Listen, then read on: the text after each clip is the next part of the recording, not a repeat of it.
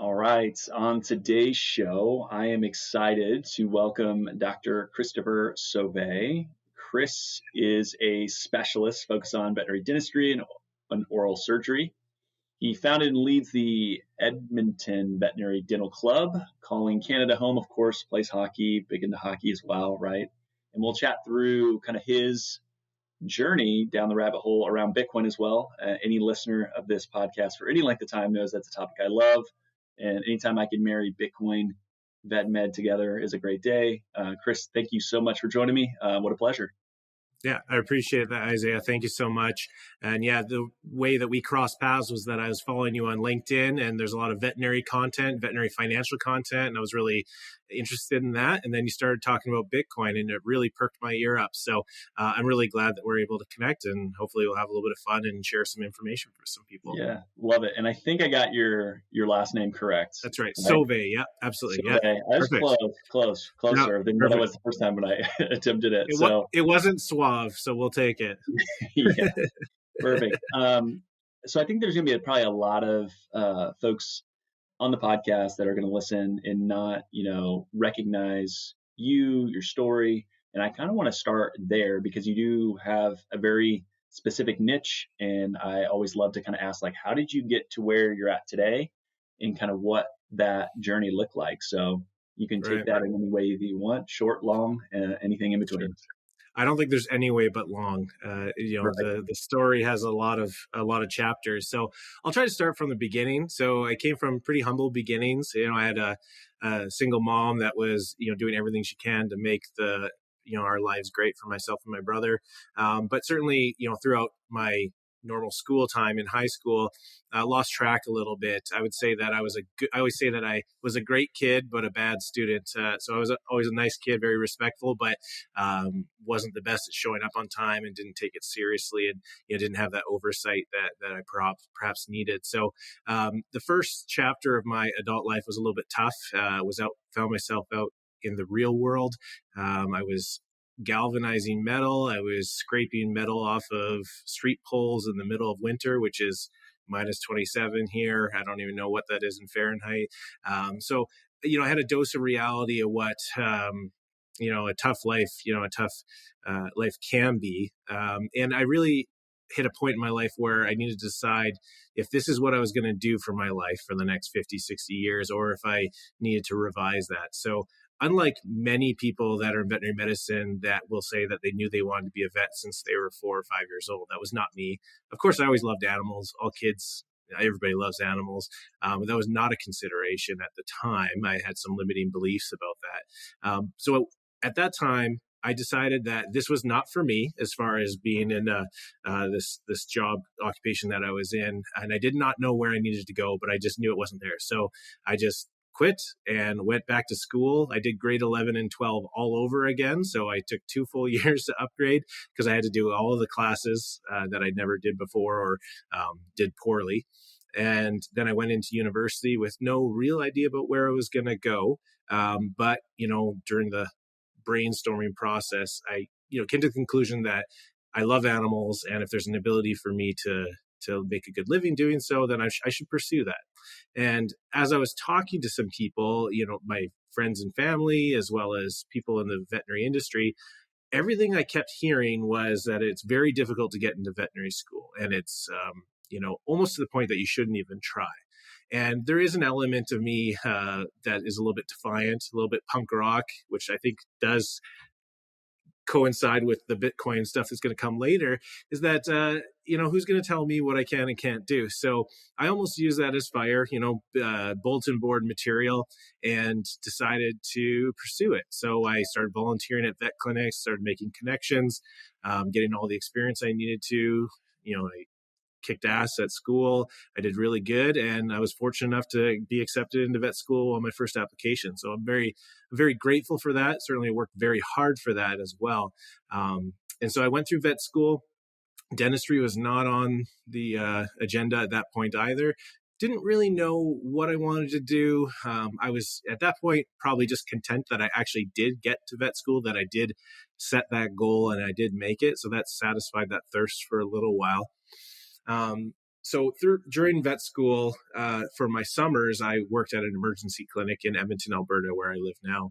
And that gave me a really good insight into emergency medicine. We also had a specialty practice that was under the same roof. And so I got exposed to high quality medicine, really important care. And so I ended up going into that right after vet school, which I wouldn't strongly recommend for new grads unless there's a real strong mentorship program, because it was a tough go for a little bit. But I stayed there for 3 years or so. And certainly in the last half of that time period, although I got a little bit more comfortable with the emergency medicine, I felt myself losing passion for what I was doing again. I knew that what I was doing was important and it was interesting, but to be honest, the hours and the schedule was very, very hard on me. And I think it is hard on everybody that's in that scheduling situation.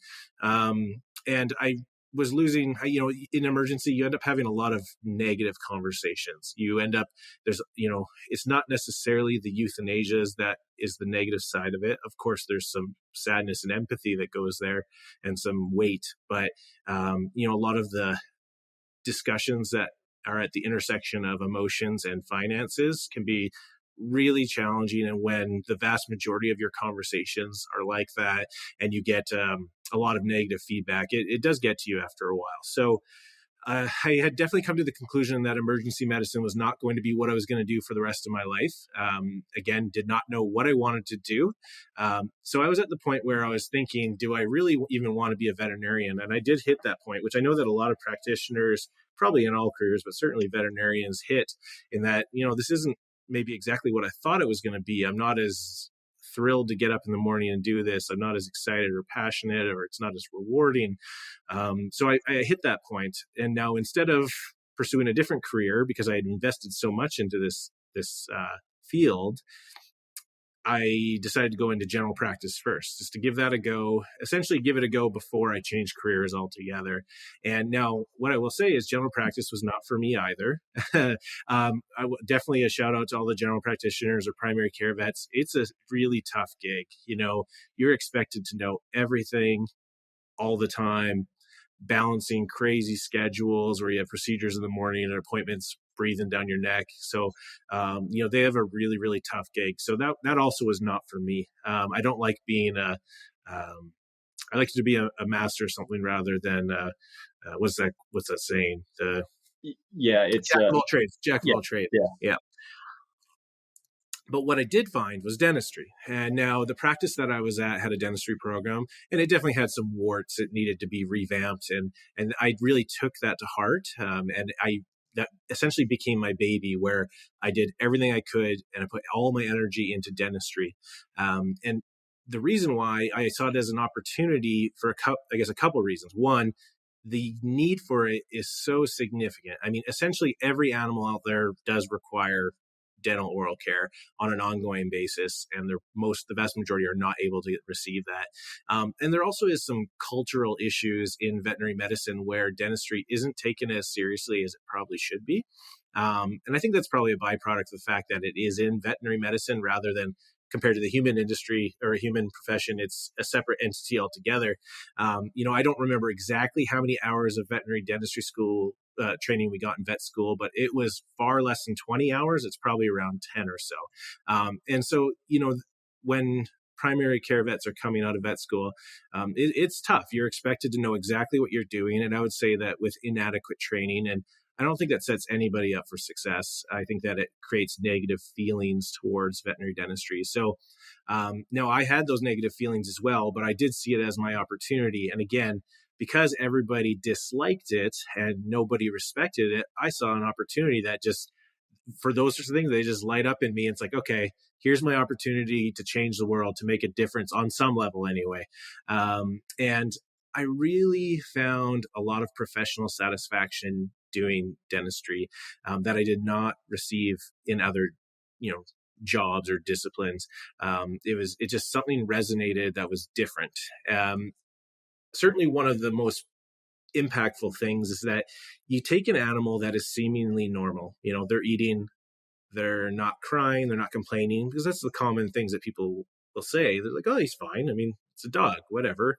And then we would address all the oral infection and inflammation in the mouth, and the owners would be overwhelmed. They would come back for the recheck because they had the idea that this wasn't going to do anything.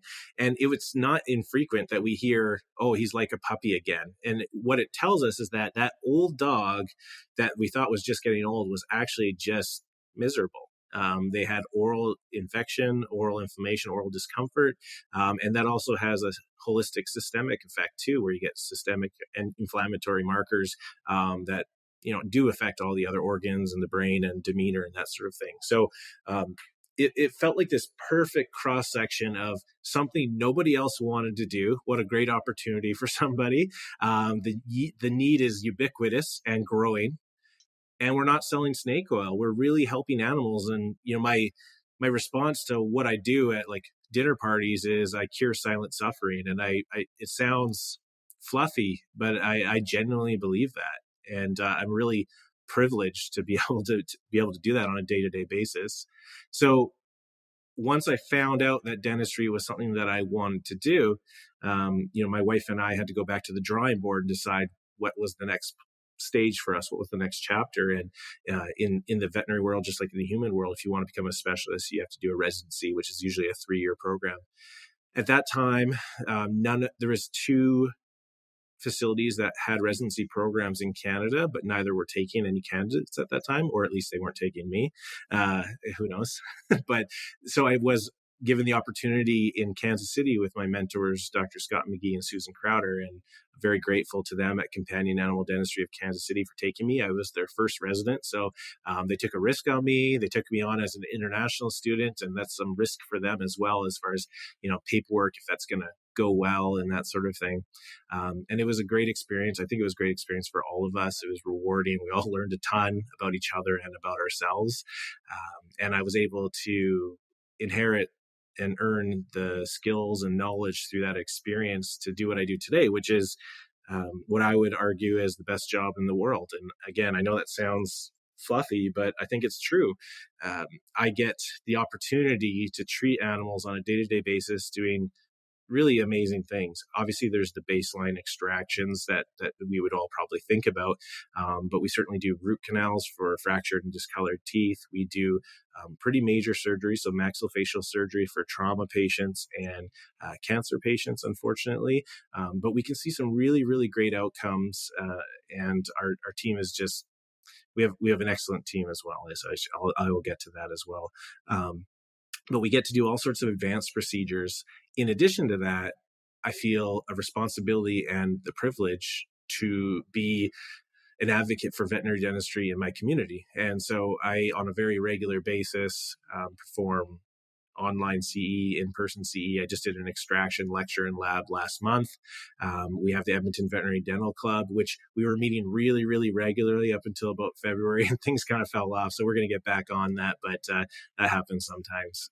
But we had probably at the last session, we had about 30 or 40 veterinarians come out just to talk about dentistry. So it shows the not only the need, but the desire. And it's a positive testament to my colleagues in the area. Like they want to get better. They want to serve their pets better, their patients better, and their clients better, and ultimately help their practice, earn more revenue and have better sustainability and be able to offer more. So I was fortunate to pass my board certification in, I believe it was 2020. It all gets a little bit mangled with COVID because the test was canceled and we had all sorts of things that I forget exactly, but around that time. So I'm proud to say that I'm a specialist in veterinary dentistry and oral surgery.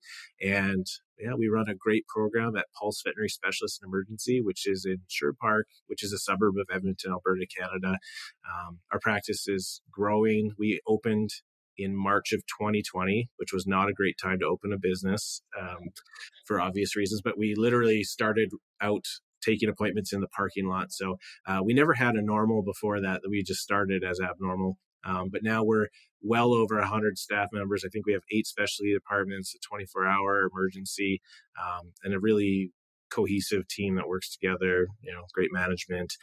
So we're really happy that we have this facility in Edmonton, and happy to provide advanced dentistry and oral surgery. So that's my long story short, or short story long probably, on how I got into veterinary dentistry. I love it. Thank you for that. And so many different things to kind of pull on. The first is you talked about it, just the oral health of a pet, and then like how it impacts the rest of the body and just even the attitude. It's the same way in human health, right? You talk to Yep. any dentist, they'll tell you the same thing. So it's like, well, shoot, why would that be any different in these pets? So Yep. it makes a Yep. ton of sense that there would be a massive amount of benefit for staying on top of this stuff. And then obviously there's going to be certain things that GPs can do. And I know lots of people that hate it, and they say that. I've talked to so many that just don't like it. Yeah. But the idea of seeing, hey, there's this opportunity, I like it, or I'm interested in it, or I don't dislike it as strongly as everyone else. Shoot, I should lean into that is a great piece of advice just with anything, I feel like, in life, Yeah. from the standpoint of what can I go do and put my skill set or talent or energy towards. Then maybe others think is weird or boring or not interesting that I just light up about. And it's Yeah. obvious that, yeah, you do love it. Do you Yeah. still stay connected with the residency, the folks in Kansas City? I would assume yes. Do you still, All the time. Yeah. I texted with Dr. Me yesterday. So always, whenever I have a big case that has an interesting component, usually these maxillofacial cases, I'm texting them images, showing them the CT scans and, that sort of thing. So yeah, all the time.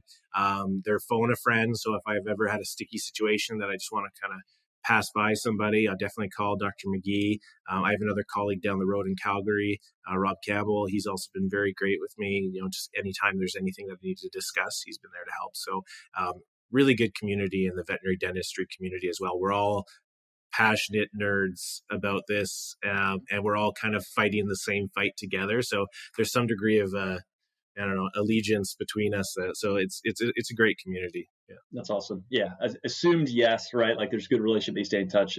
Love to see that. And it's one of those things where you have, a colleague, but also like friends for life, spending that Totally. kind of time there. And yeah, not being from Kansas City, it's like you're going to get integrated in the city through that relationship, which is cool.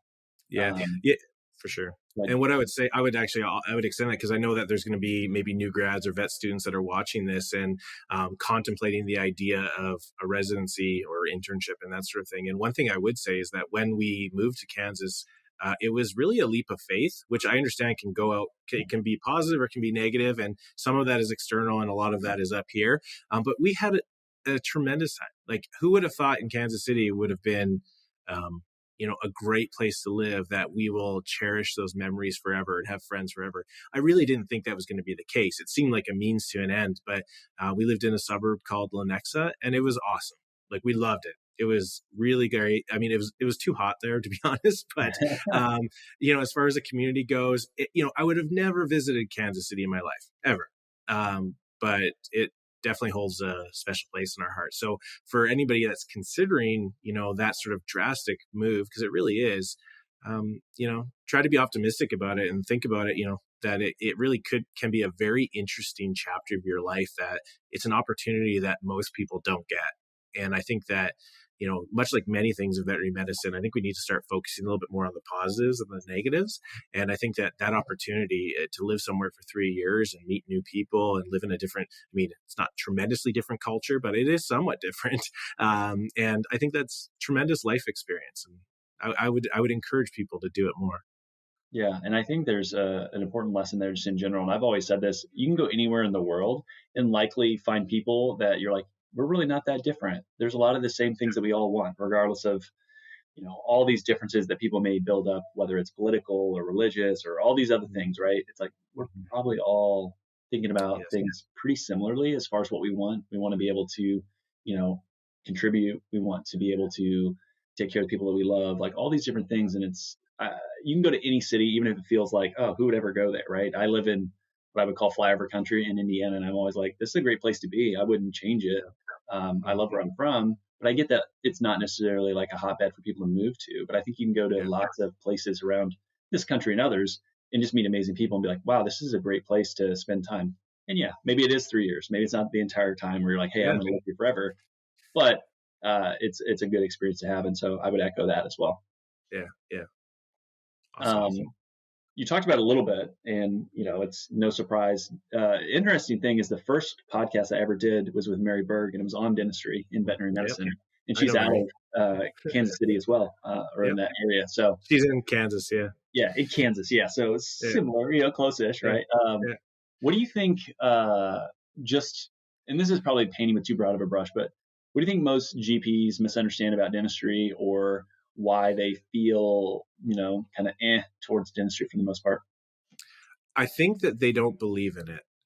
This is definitely a broad statement and not applicable to everybody, but I think that there's not enough conviction in the value and the importance of it. Because I think that, just like I'm talking to you and I'm trying to look at you in the camera eye here, you need to look at the client and truly believe that what you're offering, and may I say selling, because you are trying to convince somebody to do a transaction, is worth it for their family and their pet. And if you are one that does not believe that is tremendous value, um, then I think that you're not going to have a lot of success in having owners agree to your recommendations. And I think that sometimes what happens is that one does not appreciate that part of it, and they just have low compliance and they get frustrated. But it may be a little bit more of a look inward on, do you really believe in what you're recommending? Do you do the same thing for your pets?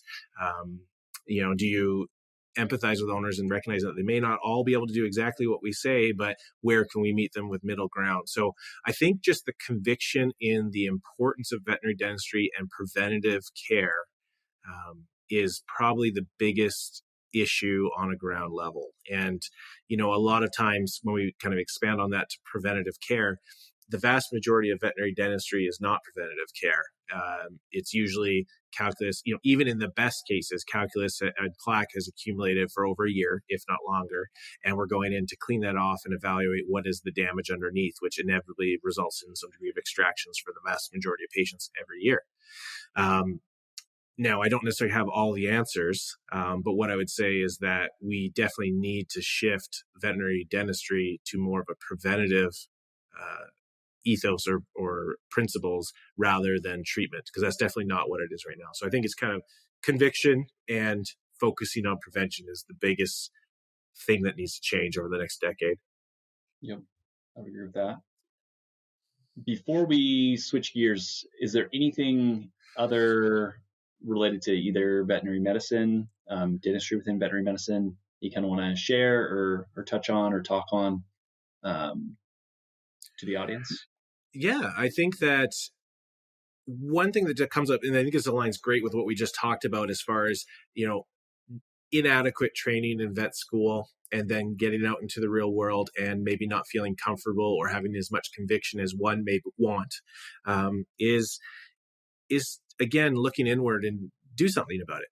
Like, do CE, do training, lean into the thing that people don't like, lean into the thing that maybe makes you a little bit more uncomfortable. Because I know that lots of veterinarians will take courses on how to do this really advanced skeletal surgery that they may do once. And then there's, the question like, well, should that probably go to a specialist or not if you're only going to do it once a year? That's a whole different conversation. Whereas what about the impact of doing something that you do every day and probably do multiple times a day, and maybe a source of negative energy for you that kind of drains you? But what if you invested in that and took ownership of that lack of training, change it around? It really doesn't take much. A few courses here and there will really change your game in dentistry. So I would say that if maybe dentistry is not for everybody, but I think it is for a lot more people than they think, if that makes sense. And I would encourage them to not just continue trudging along, try to be better. And there's lots of resources, lots of assets out there to get better. And almost everybody in the veterinary dentistry community is like me in that we want to help and we are there for questions and we want to be a part of positive change. So just be an advocate for yourself. And if you see a part of your practice that you're not loving or you're not comfortable, look at that, ask questions why that may be. And I think a lot of people find more professional satisfaction doing that. Yeah. And I mean, I've been an advocate on this show for private practice ownership and talking about finances and all these different things. And you mentioned even earlier, to me, there's a huge unmet need and it's doing good, but it's also revenue for the practice. Like, Yeah, that's not necessarily a bad thing where you can improve care and do well doing it. Like, that for seems like sure. a nice blend of of Yeah. things to come No, together. for sure. And to even expand on that, Isaiah, it's a part of the practice that you can leverage and utilize your RVTs. I don't know what different regions call them, but essentially the animal nurses, the registered veterinary technologists, to do a lot of the work. They can do the full mouth X-rays, they can do the cleaning, they can do the charting. They don't do surgery, but that's okay. But the vast majority of the preventative care can actually be with your paraprofessional team. And so I think that there's tremendous opportunity not only for them to have higher professional satisfaction, but I think from a business perspective, it makes a lot of sense too. So yeah, absolutely. And veterinary medicine is a very interesting industry, and it's one of the few industries where making a profit or revenue is considered a negative thing in some lights. It's often has a lot of negative connotations, but you're right. It's the perfect marriage of preventative care and good business principles. So it just makes sense. Yep. Yeah. Amen to that. I have nothing to add. And I think that you can, leverage staff. And that's like the topic that comes up all the time is Yeah. how do I make And my they want to be leveraged. They want to be used. They want to feel, just like I would want to feel more a part of the practice. I would want to feel more a part of, the what's helping the practice and the business become more sustainable, helping more animals. So, I have not met an RVT that did not want more responsibility and more opportunity to learn and grow. and They're, make, yeah. I mean, it is RVT month at our practice right now, so I should give a shout out to all the RVTs at Pulse. Thank Yeah. you for what you do. Yeah. Well, and the same thing of like, how do you get raises and do these different things? Like, well, upgrade your skill set, make yourself more valuable. And if like you're an RVT, like that's a great way to do that and say, I'm going to own this element of the practice. That Yeah, makes you and so valuable. and along that line, they're also not only can one become competent in veterinary dentistry as an RVT, there also is specialty tracks in dentistry for RVTs as well. And there's tremendous opportunity for RVTs there, not only in a clinical practice, but I know a lot of RVTs that, well, I know a few like Mary Berg that are specialists, and they parlay it into a business where they train how to do instrument sharpening, dental X-rays, and you can have a very profitable business doing that because the need is extremely high right now. Yep. Love giving Mary Berg shout outs. And I saw her when I was up at any VMA in Portland, Maine recently, and she's traveling all over the place and super busy. Yes. So to me, that Yeah. says dentistry is in need, and she's all over She's the place. everywhere. The Veterinary Dental Forum is next week, and I'm sure I'll see Mary there. All right, we're gonna parlay dentistry, and we'll take this idea of preventative and or thinking in the future of how to set oneself up for success, whether it's as a veterinarian, taking care of patients, and then we'll take it into as a veterinarian from a personal finance perspective, and we're going to bring it into Bitcoin. And Yep. I want to kind of ask a little bit, and I'll set the stage because when we chatted, you had heard about it, I think way back, way before I did, right? And it was the too busy, focused on career, too busy, focused on stuff within vet med, and Mhm. then kind of when you had that moment coming around. And I guess just kind of broadly, why was Bitcoin interesting other than maybe being disagreeable like myself, where we kind of look at things, we're like, Yeah. people are telling me this is no good, I'm going to look at it, Yeah. we're gonna dig Yeah. in. So I Yeah. guess, give me that little story or kind of set the For stage for sure. when Bitcoin came And across. it's probably more of a brainstorm than a story, to be honest with you. So I definitely heard of it early on, relatively early on in 2012, 2013. My cousin had some Bitcoin. So, and he was talking to me about it. And much like how when I talked to people about Bitcoin, I probably ignored him. And Yep. I didn't understand what it was. I was like, okay. And I was very focused on, like, I just finished vet school. I was a struggling new grad. So, it just wasn't the right time for me. And then obviously years went by, and I got into Bitcoin more seriously quite recently in the last bull run, really, like 2020. And the thing that really resonated with me, and I think there's lots of threads here, like you've kind of alluded to, like with preventative maintenance for your finances, but also I think from the defiant punk rock nature, there's something to Bitcoin, and when we talked about it before, I expressed how I look at it, and I look at it as this experiment. And there's this experiment that's going on right now. And there's many parts that are shades to it. There's obviously the financial potential of it, but also there's potentially the impact on the world. And I guess when now that I have the opportunity, the question is, do I want to be a part of that or do I not? And do I want another 10 years to go by? And if what happens or what I think is going to happen does happen, do I want to shoulda, woulda, coulda? Because I shoulda, woulda, coulda 2012. It was about $100 then. So, and I don't even know where it's at, 30,000, something like that. Just a shade under 30, Yeah. 30,000 USD today. So that would have made a big financial impact to my family for sure. And so I don't know exactly what got me into it. Probably just algorithms on social media, I imagine. But what I really learned about was the origin of Bitcoin and the mystery around that, which I just find compelling. I find it extremely compelling and interesting. And I can certainly expand on that in a second, get your take on it. But then also just the understanding the principles and the mechanics of it with the effects of supply and demand and the impact on price. And, in pre-vet, we do economics, so I have a very, very fundamental understanding of that. But understanding that there's a finite supply and the demand appears to be only going up. And at this point, it's quite liquid, but at some point it may not be.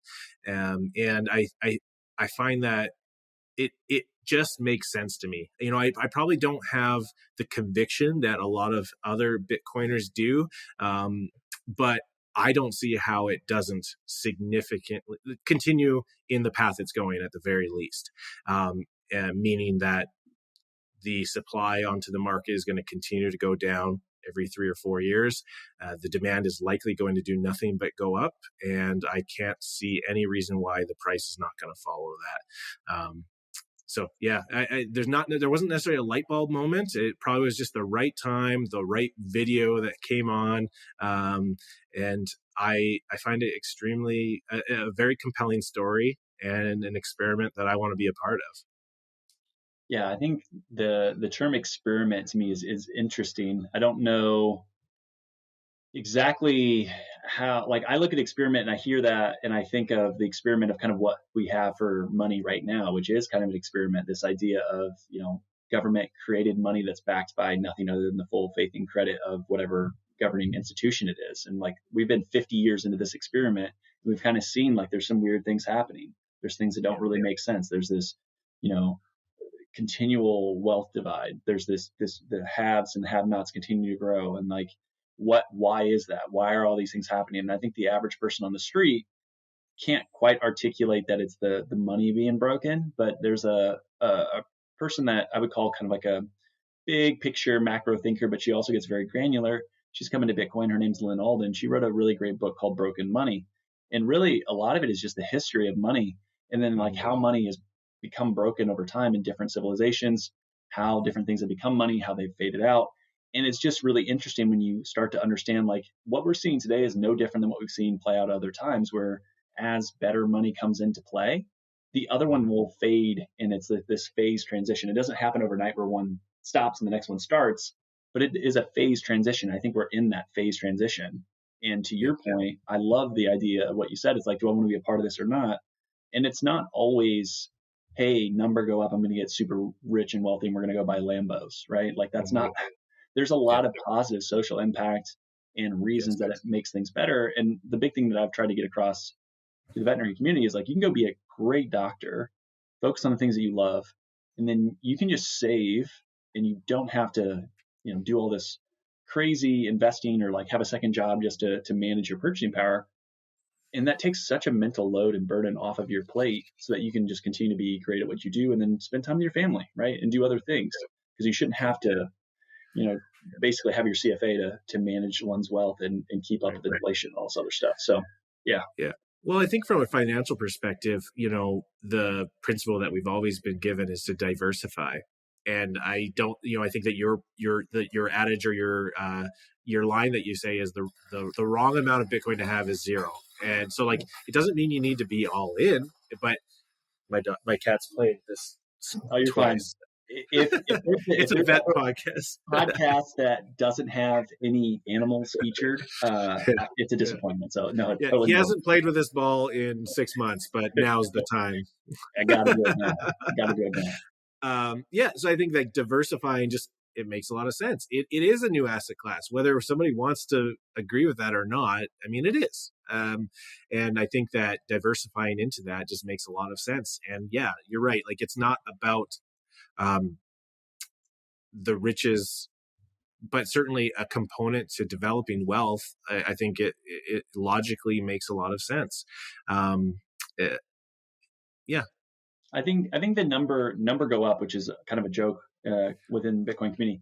It does matter because that's what's going to attract people, right? Because inherently, most humans, all humans, are selfish, and we're going to look at, okay, the incentive here is if I get some of this thing, it's going to make life easier because I'll have more to buy the things that I want. Because we don't really, if you really think about it, you don't really want money. You want what money can buy you, right? Freedom. At the end of the day, we want the house, we want the car, we want the vacations, we want the stuff, we want better food, we want better restaurants, we want all these different things, right? Maybe it's I want a nicer kitchen, or I want to redo the basement, or I want to redo our landscaping.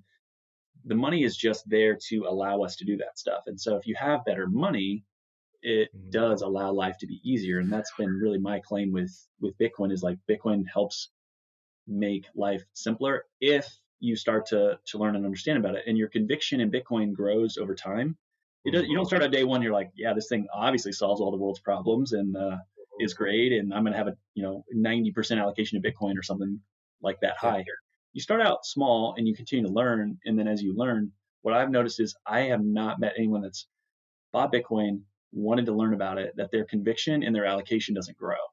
It's just part of it. Interestingly, to really tie this all together, that's the exact same thing about dentistry.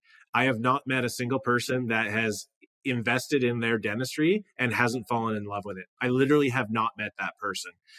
So yeah, perfect. I'm not segue, but to go back. Yeah.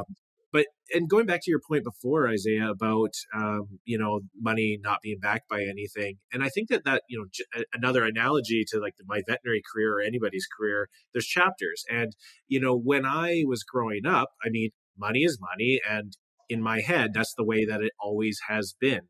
But with age and a little bit of time, you start realizing that that's not the way that it always has been. It certainly has significantly changed even in the last 100 years with not, the US dollar not being backed by the gold standard and that sort of thing. So it is extremely dynamic. The world's, economic status is constantly changing. We have, number of countries with significant inflation issues. And I think that comes into the conversation about how does this benefit everybody? Because, when I have sort of casual conversations with people that, are aware of Bitcoin as a thing, but don't understand or have any interest in learning about the principles, is they kind of make the comment that it's like a rich white person game. And, I believe, that you'll probably agree with this statement that there's a lot of the world that is underbanked or living in economies that are not trustworthy. And they can't rely on that if you put money in a bank that you can pull it out. And, maybe that will happen in our first world countries or not. I don't know. But that is the reality for billions of people. And if one does have the ability to place their future potential or, the other things that you mentioned that you would want with money into Bitcoin, that they really have the opportunity to store themselves and they have full autonomy of that money or currency, I think that's extremely valuable. What I would say is Bitcoin allows for personal property rights to be something that's universal around the world, where in the United States and in Canada, like we're used to having some semblance of rule and law and personal property rights where we can actually save and keep our stuff. But in lots of countries they don't have that. I think the one challenge is for a lot of people around the world, they're living on something like $2 a day or something less than that. It's really hard when it is, hand to mouth to eat to like save into an asset like Bitcoin that is as volatile as it is. But for a lot of them, they're seeing inflation that is hyperinflation, which is, this 50% growth of the cost of everything. I think it's month over month is the definition for hyperinflation. So like it's ridiculous where they've seen like savings and everything wiped out, where you literally get the money and you go buy as much stuff as you can right away because it's going to just blow up and go up in price where you won't be able to afford it. And we've seen that historically. And what it does is it just is it's nefarious because it just erodes all the culture. And when everyone is just so focused on getting by, they can't go do other things.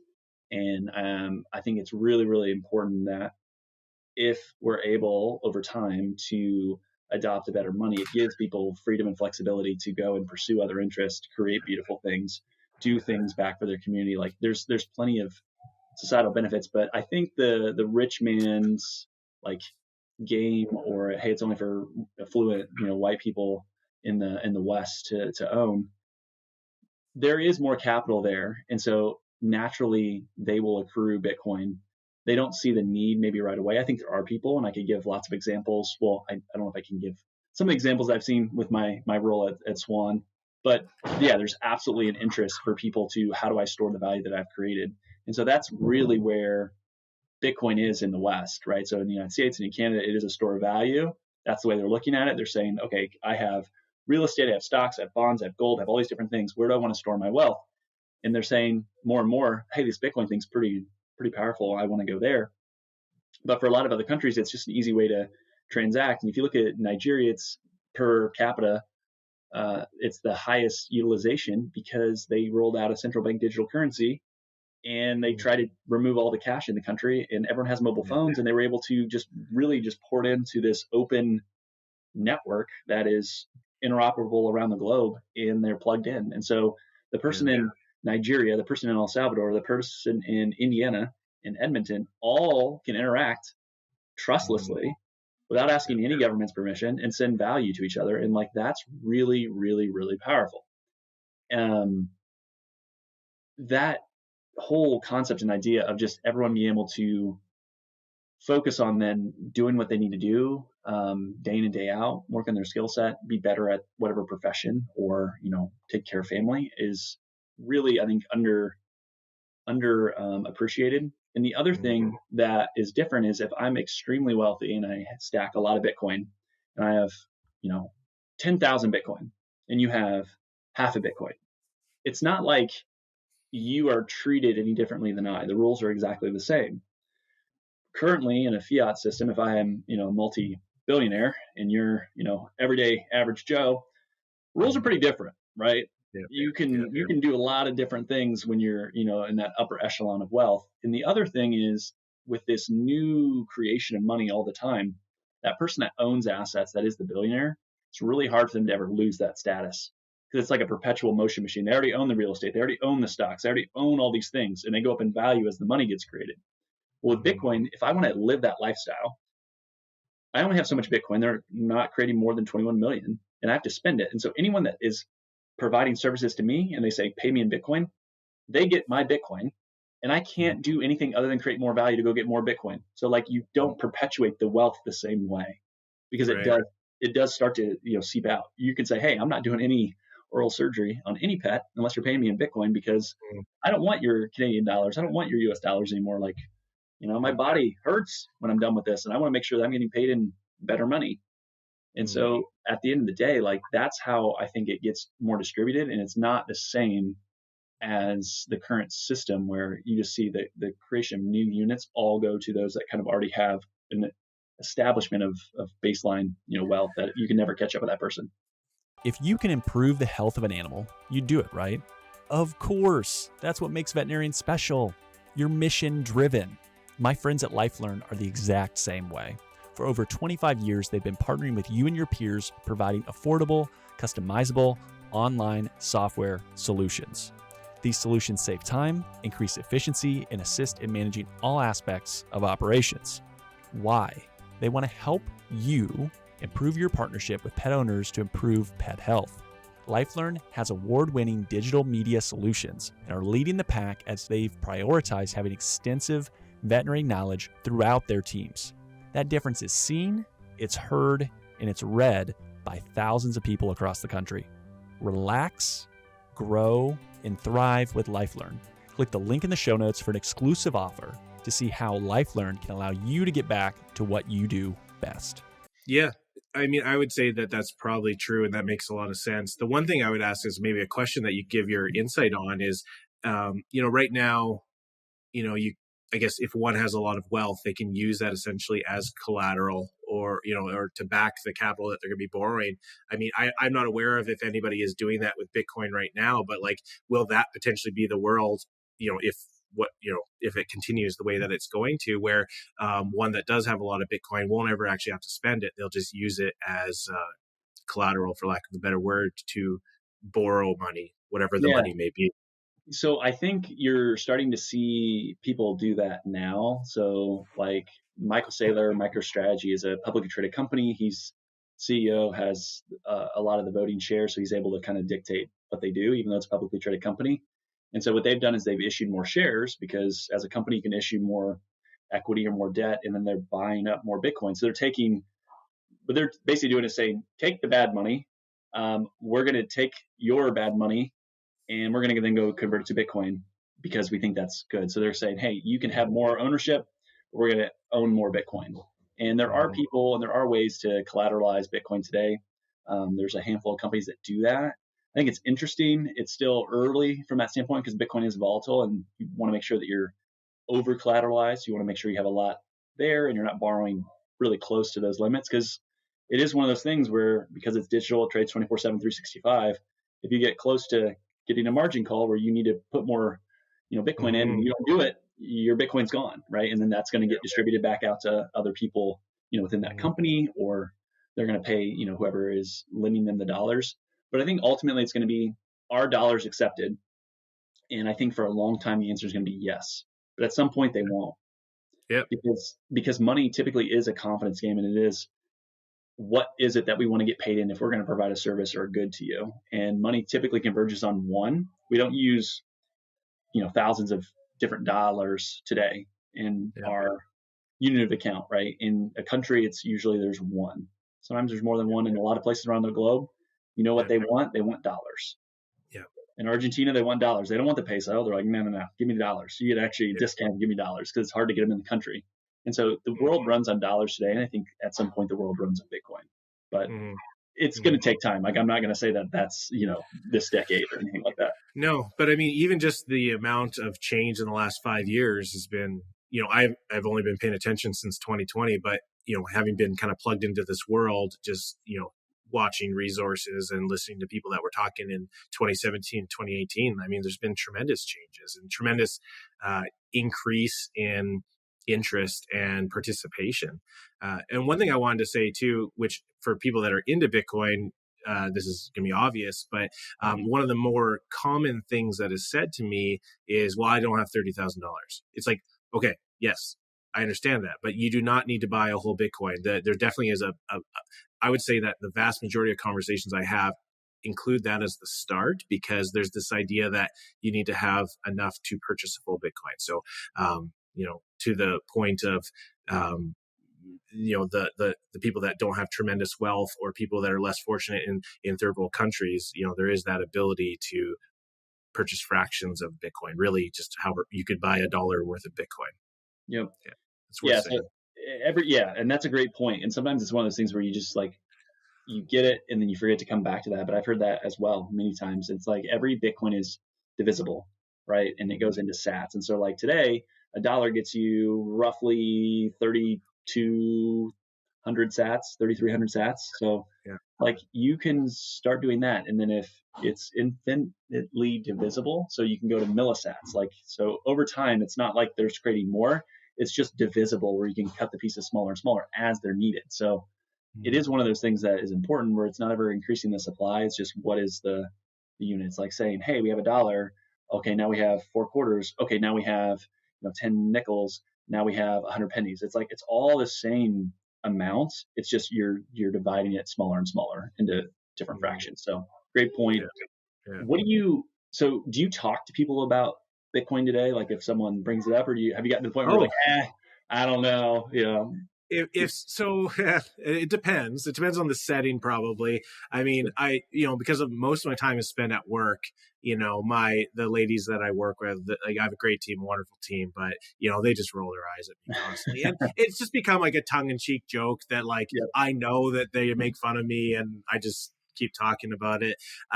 So I mean, I think it's funny, but I don't know if they do. I hope so. But so, if somebody else brings it up, I mean, I love talking about it. Like I said before, I'm captivated. I think it's such an interesting story, and very likely going to be a very impactful story. So no, I love talking about it. I love hearing other people's thoughts on, all the things like the origin, where it's going to go, how it's going to change the world potentially. I love it. But do I bring it up when when it's not necessarily welcomed? No, because it's usually met with a lot of resistance, and people don't want to talk about it. I don't really understand. I tend to be an inquisitive person. I usually am interested and want to know something about something I don't know about, but there's probably an element of that. How is this different?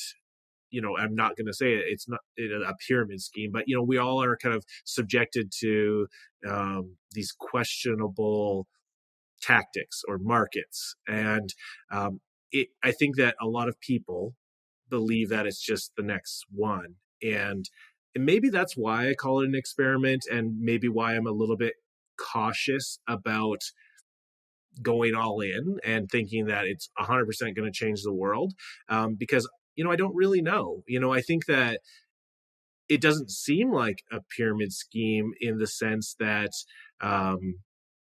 there's like negative intent, but certainly the people that do get in earlier are going to profit more. I think that's fair to say, which I think is an element of a pyramid scheme.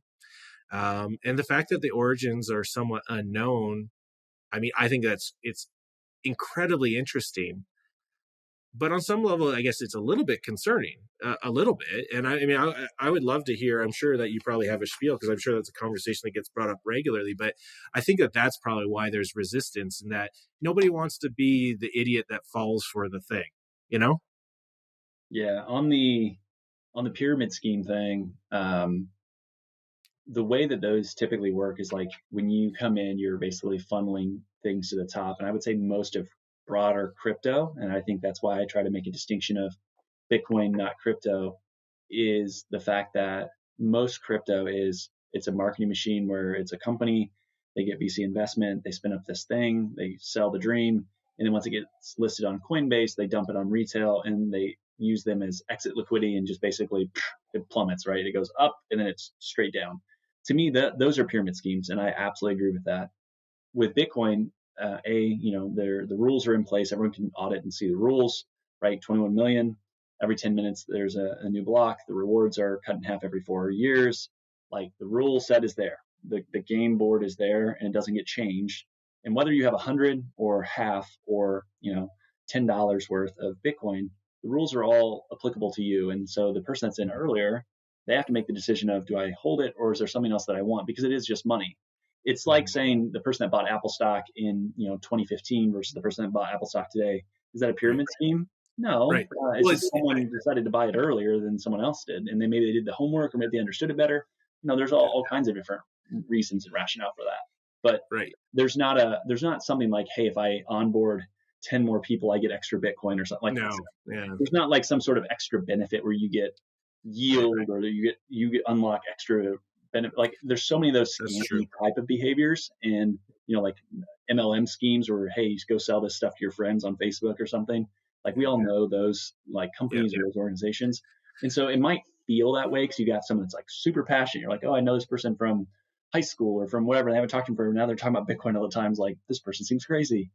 Yeah. I see how they can make that connection, but it is very different. I think it's just when you kind of get the concept, and I think we've both felt this way. It's like, this might be one of the most important things that's happened in my lifetime that can make an impact, and I want to go tell people about it, or I want people to be informed, especially if you care about that person, like your team. I'm sure you're like, I really want you to get it, because I know that when they probably complain, housing's so expensive, groceries are expensive, all these different things. And it's like, you know what, maybe you should take a little bit of your savings and put it in this, because there are fundamental reasons why all those things are going up. The reason that all those things are going up and why life is getting more expensive is because the money is broken.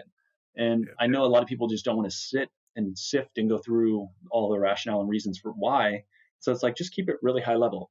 Right now, the money is broken, and it's going to continue to be broken. And the only way out of it is either we grow our GDP, and all of a sudden there's like all this tech advancement, which is not going to happen. You would have to grow GDP in the United States to get out of the hole that we're in, something like 12 or 14% per year for like a decade. Never happened. We're not going to grow. Or they're going to all of a sudden cut spending on stuff. So cut Social Security, cut Medicare, cut all these programs, right? That's when people with pitchforks and torches go marching on Washington, right? And they're not going to do that either. Or what we can do is just create more money, hit the Staples Easy button, and allow it to just blame it on capitalism, blame it on, wars, blame it on, Putin, and blame it on greedy companies, and blame it on other things. When in reality, we create money out of nothing, and we aren't responsible, and we spend more than we make. And like fundamentally, at some point, gravity matters, and it's got to come back to reality that the system is set up and it's very fragile, and ultimately that doesn't work. And so what Bitcoin is doing is, like, again, it's kind of like a phase transition of maybe you have one software implementation at your practice, like your PIMS. You're not just going to turn it off one day and turn the next one on. You're going to like phase and test it with both. And so I think that's where we're at, right? You're going to have the old system running for a little bit, and you're going to bring the new one in, and they overlap for a while. We're in the overlap stage. We're probably in that stage for a while. I mean, 10 years ago, when I was at the emergency clinic, which 10 years ago is not that long ago, we were not taking e-transfers. Like, that was not even an option. And now it's extremely common for us to take deposits that way. And I mean, I'm sure that there's people that are a little bit older than me that would say the same thing about credit cards. I mean, there was a time where I think it was considered extremely untrustworthy. I believe anyway, and certainly not ubiquitously accepted. So, I think there's just going to be a transition period. How slow or fast it goes is anybody's guess. But everything you said there was well said, and I agree. Yeah, tech innovation happens one funeral at a time is a statement that I've heard. I don't know who is originally the one that said that, which is a little morbid and a little not nice to say, but there's a lot of truth to that. But there was a Twitter post that was going around about Burger King accepting credit cards in 1983 and how people were amazed, right? But there was a time where people didn't want to put the credit card information on the web to buy stuff. I remember that time. I remember that time. Oh, we're not buying anything on the internet. Like, don't put your information; they're going to steal it all. And we do that all the time, and it's normal now. It's like, who wouldn't? I mean, well, if you think about like when I was a young adult, you would almost buy nothing online, whereas now, I mean, the vast majority of things we purchase is online. I mean, with this obvious statement, but I think it's important to think about the reflection of, in a very short time period, how much things have changed. Is it really that unrealistic to think that in the same amount of time frame, 20 years or so, is it not going to potentially change just as much, if not more? And it appears that certainly from the U.S. and Canada and probably the majority of the countries, the monetary system is not set up for long-term success. And, we're seeing, to your point earlier about cost of living continues to go up because of inflation, because that's how we're solving that, or potentially solving that issue, or addressing that issue in the short term. But we're not seeing wages go up comparatively. I think that's fair to say, over the last 50 years or so. And it has to come to a head at some point. I don't see how it can continue. Yeah. So there's a really good chart on WTF happened 1971, which I'll link in the show notes, and I've talked about it plenty on this show other times.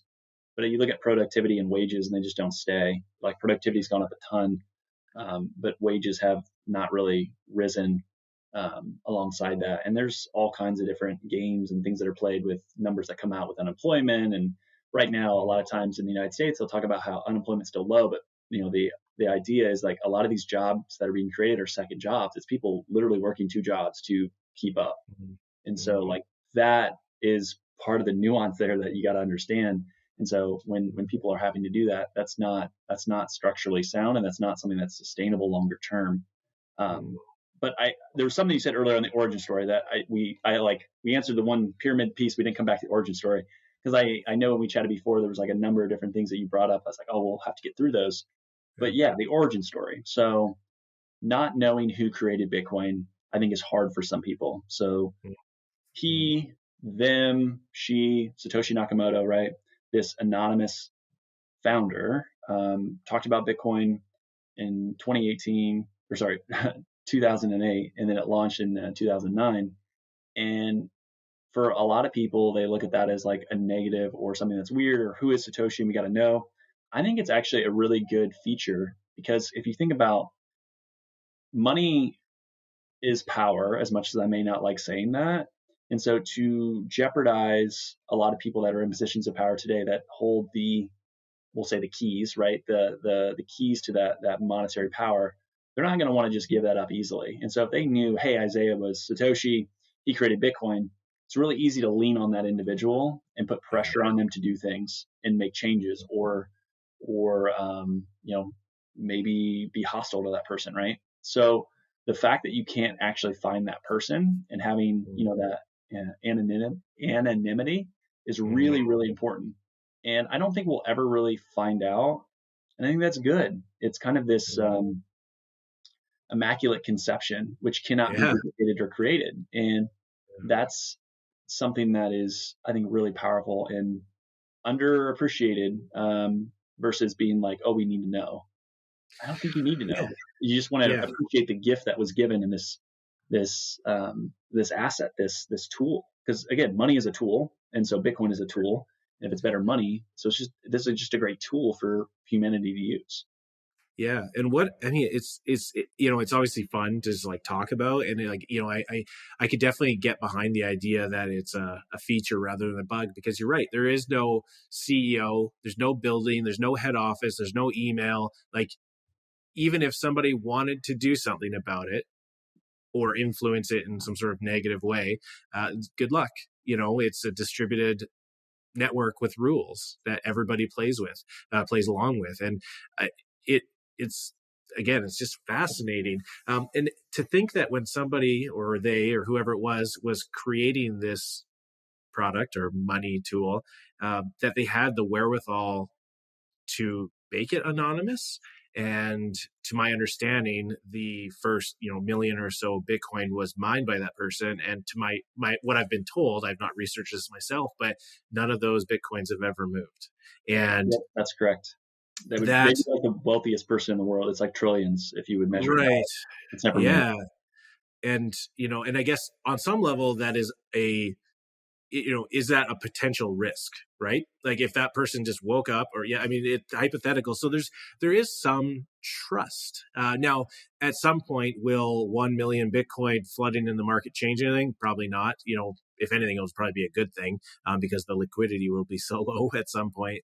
But I think it's very fascinating to just kind of put yourself in that person's shoes to, if they're still alive today, just knowing that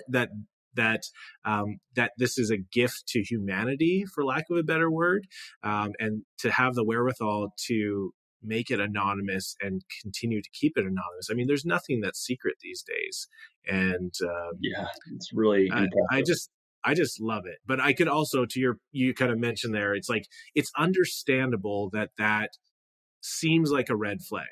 Right? It's understandable for somebody to just come in and be like, wait, you don't even know who created it. And, if you Google it, there's all sorts of speculations on who may be involved, and some of them being like cryptographers and some of them being more the government entities and that sort of thing. And I guess ultimately it probably just doesn't matter. Mm-hmm. Well, and so the person that received the first Bitcoin transaction named Hal Finney, and he passed away from like throat cancer, I think in 13 or 14. And so if Hal, there's wide speculation that was either part of it or was maybe perhaps Satoshi, already passed away, right? And so that's one of those things where is really interesting. And like Hal's wife is still around. I know she's done I think she's done a couple podcasts or some talks at some point. More recently, like for a long time, didn't say anything. I would imagine if she knew, like she still, then has not said, right? And I think there's just part of the aura. Again, immaculate conception is the term that I've always used, that you don't know, which is good. But thinking back through, like, if you have to choose between a trusted relationship or a trustless relationship, I don't want to necessarily say, hey, I'm going to trust these individuals that are going to change over the course of time, and they get to dictate how our money is managed or how our finances for the globe work. Right, which is kind of the way that the central banks around the globe work today. It's like these are appointed leaders, and they make their decisions, and that impacts all of us, how we live our lives. Or can it be every single person knows exactly what the rule set is, and every day you wake up, it's the exact same rules. Go out and create value and flourish. To me, that's just like, that's an easy answer. Like, sign me up for the second.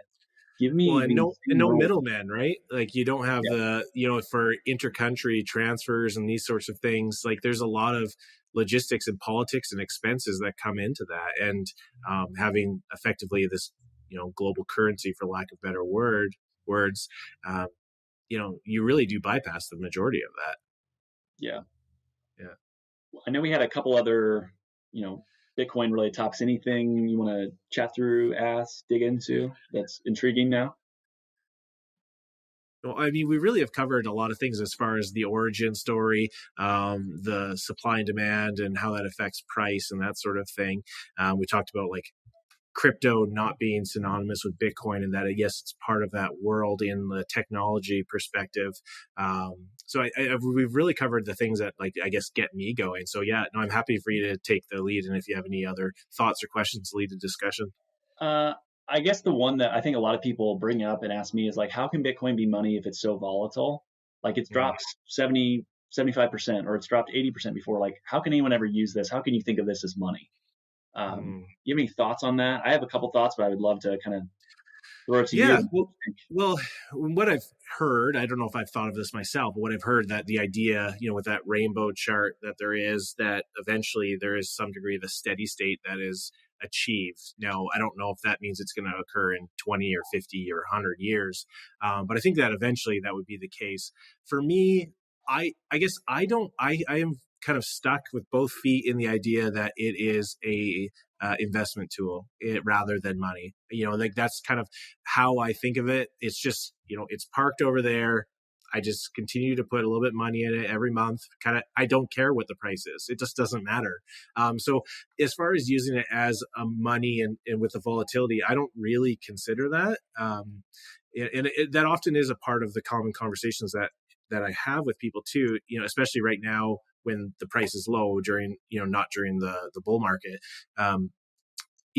That's oftentimes where the criticism comes in too. Like, oh, well, it's down so much. It's like, but yeah, but I understand why it's down. It makes sense. It's not really down. It just was up before because of the result of the halving and the increased publicity that it did get, and then it balances back out. And so I would say that right now, I wouldn't say that it's down in the bear markets. I would say that it's where it probably should be, and in the bull markets it's excessively high. Yeah. So I would say that those times are great. And, if one is concerned about it as a money, that's maybe not the time you would want to purchase it. But I think that in the, take out that 1 year where it's typically elevated, at least historically has been, this is the price that it really is for this halving. That's the way I look at it. So no, I don't know how it would work on a day-to-day transaction if I was going to the store and buying things. I think the short-term volatility as far as up or down 0.1%, I don't think matters. But I think when we're talking about, December of 2020 versus now, I think that is important. Yep. Yeah. What do you think? I do think it's money, and I do think it's a process of getting there. And that's where, like, you don't just wake up and go from like one thing to the other. So Vijay Boyapati wrote The Bullish Case for Bitcoin, I think in 2018, 2019, but it has a really great piece that I've shared and talked about a lot, which is Bitcoin started out as collectible. Nerds on the internet wanted to use it, right? Internet forums, back in, you said, you found it kind of early on, 2013, 2012, super early, like crazy early, right? To hear about it. Heard of it. Yeah. Well, my cousin's a little bit of a computer nerd. He's always an early adopter. So sure. Yeah, but I think that's kind of who was attracted to Bitcoin back then. And then it comes to store value, which is where we're at today. We think of it as an investment asset. We think of it next to our portfolio because it's this high growth, right, thing that adds performance and more dollars in our account if we use it. And because our measuring stick is all dollars still. We don't measure things by Bitcoin. We're still in the old system. We're not in the new system. And Jeff Booth, who is an awesome Bitcoin advocate, VC investor from Canada, talks about how you can't measure a new system from within the old. I think that's a really powerful quote. It's really hard for us to see what a Bitcoin system would look like because we're still measuring it from everything we've seen in dollars. It's like when the two fish swim by the old fish and they ask, like, how's the water? The young fish are like, huh? What's he talking about? They don't even know they're in water. And so that's how we are with thinking about this Bitcoin world, like we only know dollars. We've only ever known dollars not backed by gold in this kind of fiat system for most of us, right? So it goes collectible, store value, medium exchange, which is, hey, we're going to use it for transactions. We're going to use it to pay for veterinary care. We're going to use it to pay for, financial advice. We're going to use it to pay our car payment. We're going to use it to pay our mortgage. And then unit of account is we view everything as in Bitcoin terms. So sats, so 100 million sats in a Bitcoin. So everything is sats. This loaf of bread is sats. This, computer is sats. What we pay for our office chair, whatever, right? That happens over time. That doesn't happen all in one. And so when you look at Bitcoin, it is money. It's just going through that monetization process. It has to be a store of value first before it can become a medium exchange and a unit of account, because we need to understand that this thing is valuable. Because if you just start transacting and accepting something, but you don't think it's valuable, it doesn't really work. You got to have it be valuable and people want it first. So if a merchant says, hey, I make really good boat covers. You can only get my boat covers if you pay me in Bitcoin.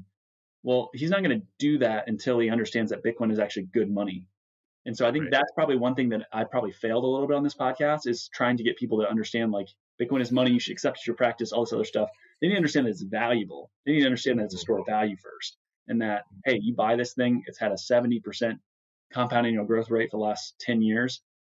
Not saying that that's going forward. I'm not giving you financial advice. I'm giving you life advice. Bitcoin is beneficial. You should probably get some, right? But if you look at the properties of Bitcoin, I pulled up there's a fidelity chart that's really good. But you look at what are the properties of properties of money: durability, divisibility, fungibility, portability, verifiable, scarce, and then they talk about track record. And so if you look at those things, Bitcoin has more durability than anything else. It's durable like gold. Gold, you can't really destroy it. Divisible. Gold's hard to hunk off a corner for some, veterinary care. Bitcoin's pretty easy. Fiat currency's pretty easy. Fungible. It's fungible with other, currencies. Like you're able to change it and manipulate it.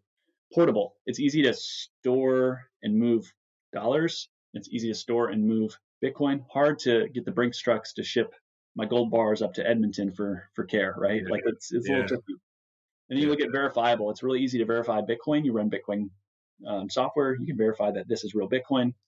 And then it's scarce. So that's important. That's what gives gold value. That's why gold's been money for 5,000 years. Same thing with Bitcoin. It's digitally scarce. I think there's some unique technological things that people need to understand, but it is digitally scarce. And then track record. Yeah.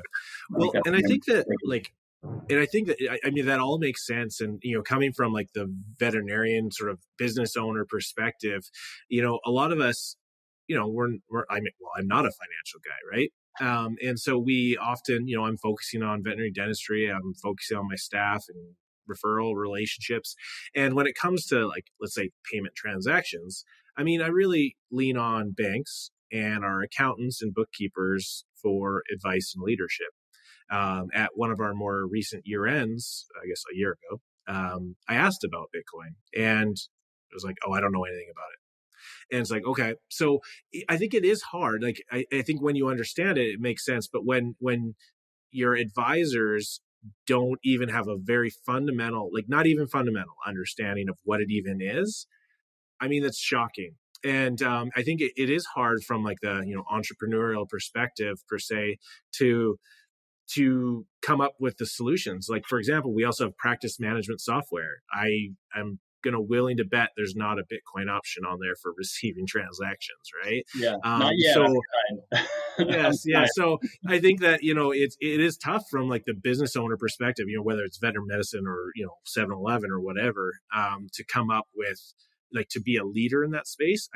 Maybe to your point, I think I've heard you say before, that is an opportunity. That is an opportunity. I think you've talked about how, like, it could be even almost like a marketing opportunity to try to demonstrate how innovative your practice is or business is and that sort of thing. And I definitely subscribe to that idea, but it's hard when your advisors don't even know what it is. Yep. And I think that's part of where the education with Bitcoin needs to get to. Like, financial advisors, that's another passion of mine, like getting them to understand what Bitcoin is. Because if you're going to talk about money and Bitcoin is money, and you don't really understand why Bitcoin is money, that's a problem. Because if you're talking to people about personal finance and you don't understand the root cause of, like, what is money, that's an issue. And I think for most advisors, I know I was in that camp, I didn't really understand what money is, but I'm giving financial advice that's counterintuitive. And a lot of Yeah. advisors don't like gold. And I think that's silly because gold has been money and is money. And they don't understand why gold was valuable. And it's the same thing that's the fish in the water. Like they are in this financial services world and it's just all consuming, but they've never actually zoomed out and said, like, what is this whole thing about? And they just don't get the bigger picture. And it's the same way for an accountant. It's the same way for, well, banks have kind of a vested interest not to really adopt Bitcoin. So they're going to definitely kind of poo-poo that and not want you to move that way. I think for most, like, yes, there's a marketing angle to attracting Bitcoiners to your practice. I don't think it's going to be a massive amount of people that are going to do it. Full disclosure, I've never said it's going to, 2x revenue or something like that. But what you can do with it is you just can hold that Bitcoin. You don't need to sell it back. And it's pretty easy then for the accounting teams to do that. So as long as you have free cash flow within your business, if you have 0.01% of your client base or patient base, right, paying you in Bitcoin, you'll be fine. And then at some point, that's going to accrue in value and it's going to allow you to pay out bonuses, buy new equipment, do all these other things because, again, it's growing in purchasing power. Your dollars are losing in purchasing power. And so if you're holding 5 or 10% in Bitcoin, which would be a lot, and I doubt you'd even get there, it actually will offset the loss of purchasing power for your dollars. So I think that's kind of one of the big things I'm stressing is like this actually is like a protection mechanism for the melting ice cube, which is your treasury for your business. Because for a lot of businesses, they hold a lot of cash because they have a lot of expenses and other things going on. They want to make sure they're protected. They don't want to get caught like in a 2020 and be too tight because I think that scared a lot of people when they weren't sure that they didn't have enough cash on hand. So there's going to probably be higher cash holdings. And the other thing is just the merchant processing. So today you can process a Bitcoin transaction for free if you really want to nerd out and set up your own stuff, or you can outsource it and it's 0.5%. Anywhere in the world, like 0.5% with Lightning, which is pretty cool. Which is a much better than our conventional transactions for merchant services. Which merchant services, if you negotiate down and maybe you're getting 2.5%, and so it's still a 2% savings, you can pass that back, or you can just retain it as profitability. But it's not going to dramatically change your practice to be able to accept it. But I do think it can be more from a marketing angle and lens, depending on the city. If I'm in rural West Virginia, which I know I've used that example a handful of times in the podcast, which is strange. But if I'm there, likelihood of people accepting and wanting to spend Bitcoin with me, pretty low. If I'm in Austin, Texas, kind of Bitcoin capital of the United States, you absolutely, every single veterinarian in Austin should be advertising they accept Bitcoin because there's lots of Bitcoin companies there, lots of Bitcoin in that city. And so you need to understand where you're at too. Yeah. No, I think something you said there, I think would be maybe a good segue, is that you mentioned like bonuses and that sort of thing coming out of, holding Bitcoin in your treasury. What, we talked about before how like, just people you work with or, just whatever, family, friends, kind of not really embracing the idea of Bitcoin. But what opportunities have you heard that some businesses are doing, maybe like using Bitcoin as an investment as a way and maybe like sharing that with their staff or, something like that? Have you heard of any companies doing that? So this is going to be the shameless plug for the company I work for. So full disclosure, right? So Swan Bitcoin has a Bitcoin benefit plan, a BBP. So think of it. This wasn't planned. Isaiah did not ask me to say this. This isn't part of. Clear. Yeah, as I said, there's another guy on the team that runs this, but I think it's really cool. And I actually get it as an employee of Swan. So they don't do a 401k, they do a Bitcoin benefit plan. So I get paid Bitcoin from them directly every month. Think of it like a match that you would pay out to your team. And what's cool is with Swan, you get the account. You don't have to learn how to take self-custody or do anything with the Bitcoin. It just comes into the account. You create an account, and then you get some emails that educate you a little bit on Bitcoin. I still get the emails just because I got enrolled in it. So I get the same email everyone else does. And it's trying to be like, hey, so why does this Bitcoin thing matter? Hey, your employer loves you, right? Because they're giving you the best money in the world. And this is what it's traditionally done. And then when you're ready, they can take self-custody. They can learn about it. And so it's like giving them the first step just to see it. So let's say they get $100 every month, $50 every month. And they're like, that $50 that Dr. Chris gave me last month is now worth $55. Oh, that's cool. And then over the years, it's like it starts accruing and they're like, wow, this is really kind of cool. Like this, it's grown my purchasing power. Again, they're going to measure it all in dollars still because they haven't got to the other part. But then I think it can be an education piece for that leadership team of like, this is why we do it. We think it's a better fit. It's actually probably lower cost than doing a 401k and these other things. So to me, there's a lot of interesting ways to do it. But yeah, if you just even accepted Bitcoin into your practice, one of the things that you could do also is say, hey, Isaiah, you new grad veterinarian, I know you're on a 20 or 25-year repayment plan. We're going to pay all of your tax bomb when it comes to paying your student loans back. We will guarantee that if you work for us for X amount of years. That's great. I heard it's going to be like 90K in 25 years. I don't have to save for that. That's great. And if I'm the practice owner, all I'm going to do is buy a little bit of Bitcoin and hold it and let it monetize. And I know that people are going to be saying, well, Isaiah, how can you be so sure that's going to get to that number? I can buy a little bit of Bitcoin and allow it to grow and just monetize. And that's actually going to lower that cost and that ability of retaining talent and keeping that individual there and just satisfying that back of the head, like, oh my gosh, this financial stress, like that's a huge thing. So I think that those are some of the ways I think Bitcoin practically works really well as an owner of being able to offer some unique things. So yeah, the BBP is definitely interesting. Not a huge part of our business. There's not a ton, like, I think there's decent traction, but I mean, there's lots of small businesses that, the owner's already into Bitcoin and they want to give it to their team. And so they'll do that, but it's not like a massive part of our business today, from that standpoint. Yeah. No, very interesting. I mean, I think that seems like something that will likely grow. And I think that, if we see similar trends continue with this upcoming halving, I think that the Bitcoin industry is kind of poised. If we see a similar rise that's going to get the same amount of attention as it did in 2020, 21, I can't imagine that those types of options and services aren't going to be talked about more. And you also mentioned before, like that banks kind of have a vested interest in not supporting it. I mean, well, we have like that interesting phenomena going on right now in the United States with all the, not the index funds, but the ETFs. Pardon me. Yeah, thank you. Yes, the ETFs, which some of the financial institutions are a part of. And, that's, I think, probably a very interesting development too, with respect to the amount of Bitcoin that will be available for everybody in liquidity. Yep. What do you think about that? Yeah. I think the backdrop for Bitcoin moving forward is interesting. And I always have to caveat it. It's always interesting to me. I'm a huge, obviously Bitcoin bull. I think very highly of Bitcoin. But there are a couple things, and you've talked about the halving a couple times, and shame on me for not explaining the halving earlier to people that have listened. So if you're still with us, the halving is basically every 4 years, Bitcoin's supply issuance gets cut in half. So half the amount of Bitcoin gets issued.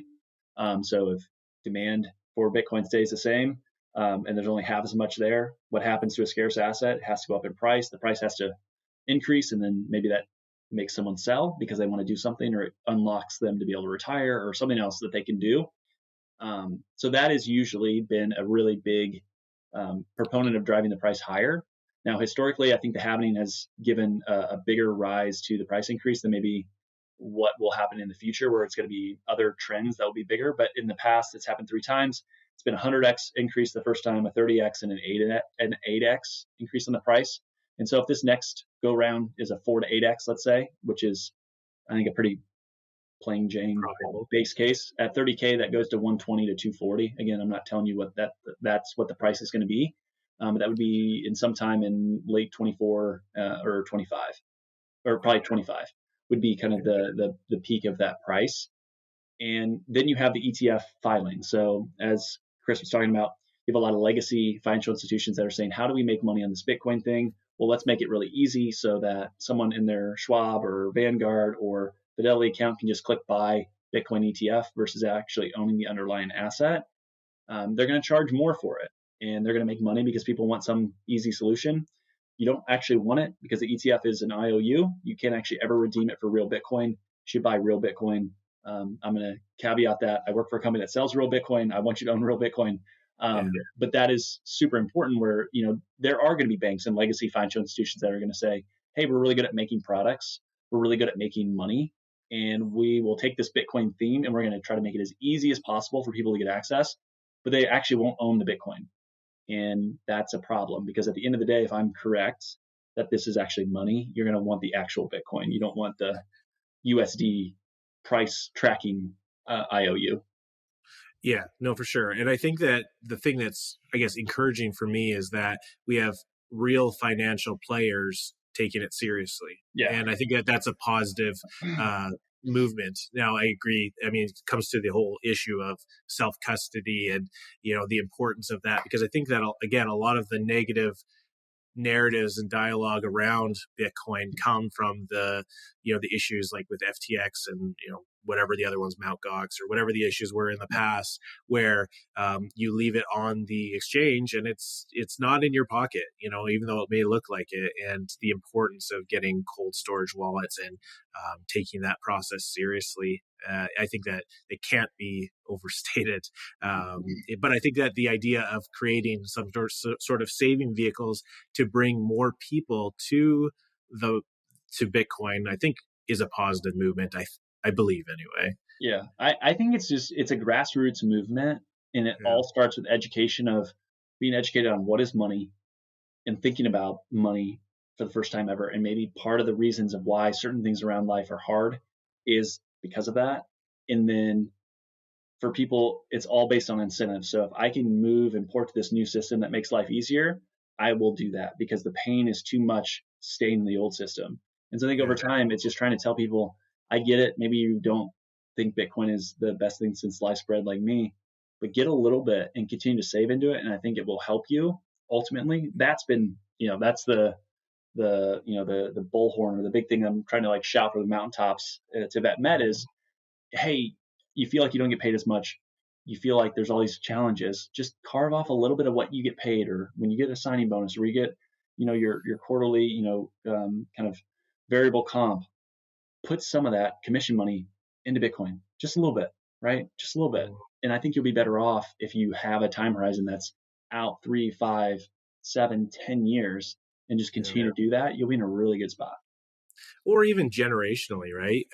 Holding it for your family. I think that that's kind of my time horizon. I'm not even really concerned about it for my life, but I do really think of it as a generational asset, or I think it's likely to become that, or I think it is at this point. That is something that I would want to pass on to my family, and that I think will benefit my family in the long run. And I'm grateful for that opportunity to even be able to provide that. Yeah. I love it. I think that's most of the stuff that I had listed for us. For those that want to connect with you, chat, any parting words, any parting thoughts?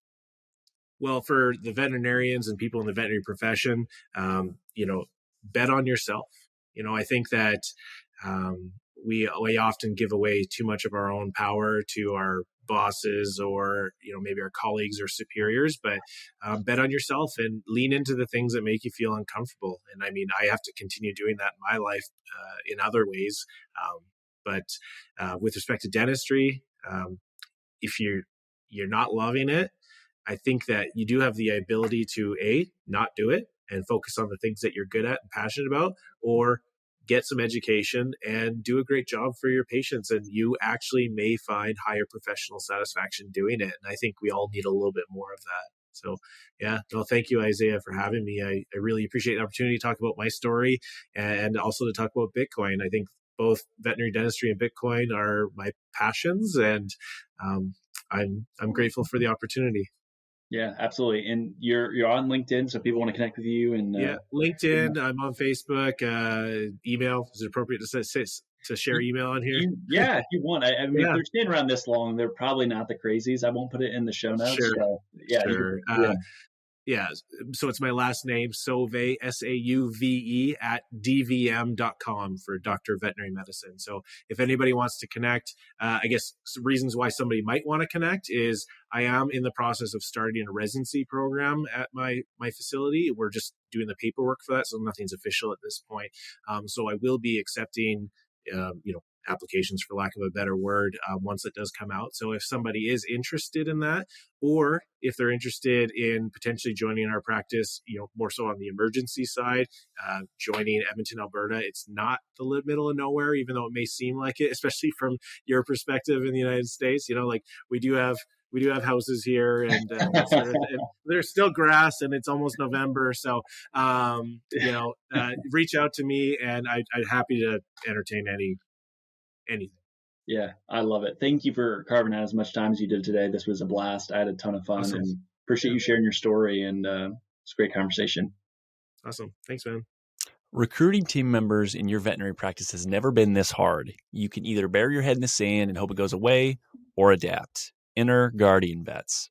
By leveraging best-in-class technology, you can empower your staff and reduce their workload. Help reduce burnout. You also provide a better experience for your clients and patients, which you want to do as you serve them. The solutions Guardian Vets offers includes after-hours triage, virtual CSRs, that know your team and processes, telemedicine, and so much more. Become the employer of choice in your area by offering the best tools to position your team for success. Whether you're starting a de novo, clinic, multi-doctor, or multi-location, Guardian Vets can help you be more efficient and effective. Go to the website, guardianvets.com, click the Get Started button, then let them know that I sent you, right? Let them know the Vet Success Podcast sent you. Get 50% off your first month. Don't let another quarter or year happen before you start making changes because you know you need to. So talk to the Guardian Vets team today and implement a new solution. Have you ever walked into a space and thought, wow, this place is beautiful? There's a reason for that. Architecture has this innate ability to impact emotions and perceptions. My friends at Apex Design Build bring beautiful and functional spaces for veterinarians nationwide. Apex is a fourth generation family-run company that is fully integrated from the design, architecture, and construction process. They help you mitigate risk, eliminate surprises, save time, save money, and reduce your efforts. Sounds great. Check out their amazing work and have access to their square footage calculator to help you plan out your expansion or new build. Click the link in the show notes for the exclusive offer and learn more about Apex Design Build. Why do banks seem to always be impersonal, slow to answer questions, or give you the runaround when you need money for your dreams? Enter Panacea Financial. Panacea Financial is a nationwide digital bank built for doctors by doctors. Whether you're a veterinarian in training, practice owner, or aspire to be a practice owner someday, Panacea Financial is a bank designed specifically for you. It was started by two doctors who were frustrated working with banks and so started their own to serve their community. With common sense lending guidelines and fast decisioning, they've helped doctors all across the country start, grow, or acquire their dream practice. Looking to buy into a practice, Panacea helps doctors with practice buy-in loans, and they are funded in a matter of days. If you're ready to join the thousands of doctors nationwide who have decided to get independence from traditional banks, visit panaceafinancial.com today to see how you can get your dream practice started. Panacea Financial is a division of Primis, member FDIC. Finding a job or finding a veterinarian shouldn't be a waste of time. Enter an Offer First. Paul Diaz and team have created something really special with Offer First. Some of my favorite reasons are as follows. Candidates and employers will both have values aligned on the first step, not the last. The sign-up process, quick and simple, no resume required. So if you're looking for a job but you aren't really sure, it's as easy as scrolling on Zillow for a home. And finally, if you have a great match, it's based on your each unique requirements, not random keywords. If you want to learn more, listen to episode 179 with Paul Diaz. We cover all of that. The other exclusive great thing that you're going to get from this ad read and from Paul is I convinced him to give an exclusive discount to listeners of this podcast.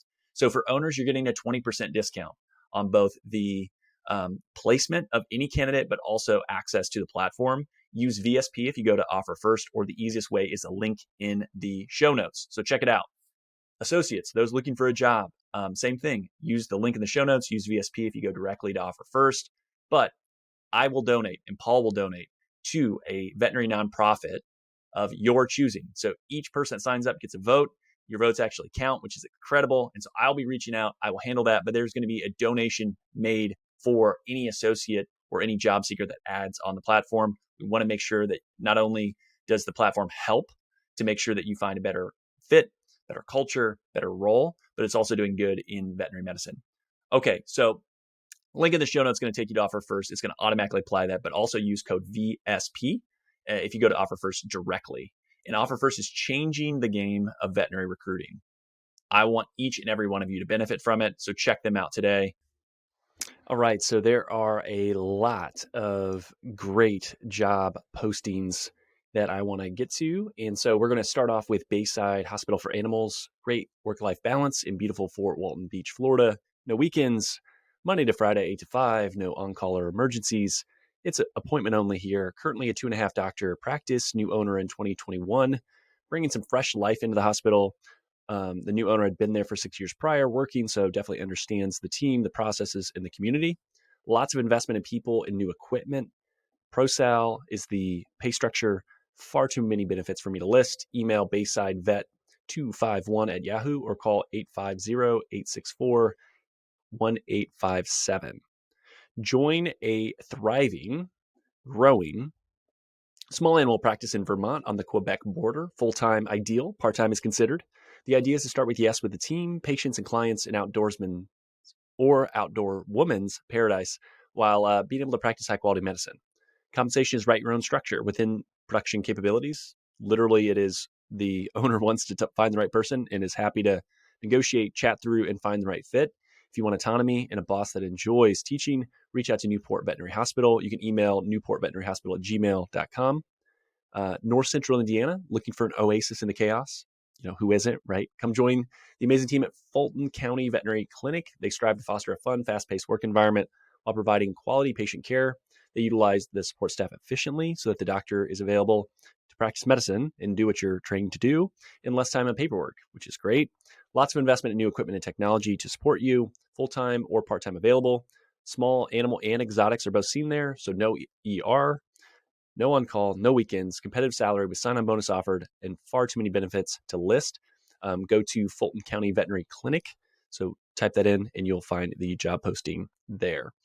Last but not least, join Watertown Animal Hospital. Personable, small animal veterinarian wanted for well-established current 5-doctor mixed animal practice in northern New York, which is an outdoors person's paradise. Again, 2 of those. So if you like the outdoors, you can look at Vermont or New York. They have plenty of support staff with 6 CSRs, 6 licensed technicians, 4 animal caretakers, 2 technical assistants, a hospital assistant, a practice manager, and a bookkeeper. Focuses on mentorship and investment on the people and the technology. That's been a strategic initiative by the leadership team. No on-call, 24-hour ER less than an hour away. Salary based on experience, but no less than $95,000. Can be straight salary, pro-sal considered. Want to discuss that with the right person. Tons of benefits. Again, too much to list. Please reach out to watertownpetcare.com for that option as well. So again, if you find a role or a job or talk to anyone and it helps you in any way, I would love to hear that feedback. So please reach out. Let me know what you're able to do. And I will continue to post these. So if you are an owner, reach out to me, let me know. And we'll go from there. And until I hit a capacity of I can't keep recording these, I want to let people know who are high quality owners around the country looking for great help. So with that, we'll talk soon. Thanks for listening to today's show. The comments made on today's show should not be taken as investment, tax, or legal advice. All comments are for educational purposes only. You should talk to your professional team before implementing anything. If you want or need financial advice, my day job on Not Podcasting is helping veterinarians grow their net worth. Our team is taking new clients, and we are ready to talk to you at any stage of life. Come as you are. I always say, bring the mess, right? Like if things are unorganized, that's okay. There's no prerequisites to become a client. Isaiah Douglas is a partner at Vincier Wealth Management. Isaiah is a registered investment advisor, registered with the SEC.